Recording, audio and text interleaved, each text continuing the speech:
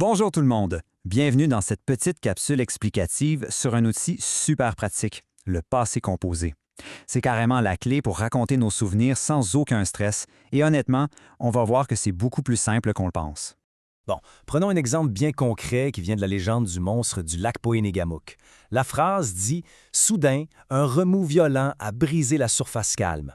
Pour raconter un événement surprenant comme ça, ça prenait un temps de verbe très spécial, un temps qui montre que l'action a éclaté d'un seul coup. Et ces temps-là, c'est le fameux passé composé. On l'utilise pour une seule et bonne raison, parler d'une action qui est complètement à 100% terminée, c'est fait, c'est fini, c'est dans le passé. Fait que pas besoin de se compliquer la vie avec des règles impossibles, la logique derrière ça est super visuelle. Dans le fond, bâtir un verbe au passé composé, c'est exactement comme faire une simple addition. On prend deux blocs de construction et paf, on les colle ensemble. Le premier bloc, on l'appelle l'auxiliaire, le deuxième, c'est le participe passé. Un bloc plus un autre bloc égale notre verbe.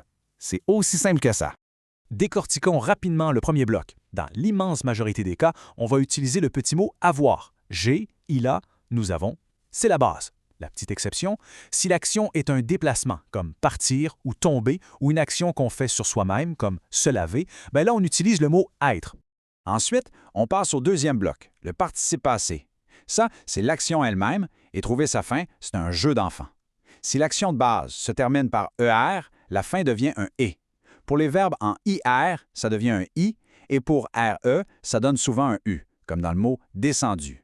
Puis la meilleure nouvelle dans tout ça, il n'y a absolument pas besoin de tout mémoriser par cœur aujourd'hui. Le dictionnaire en ligne Usito, c'est notre meilleur ami. En cas de doute, on cherche le verbe et ça montre exactement comment faire cette petite addition. C'est un filet de sécurité parfait.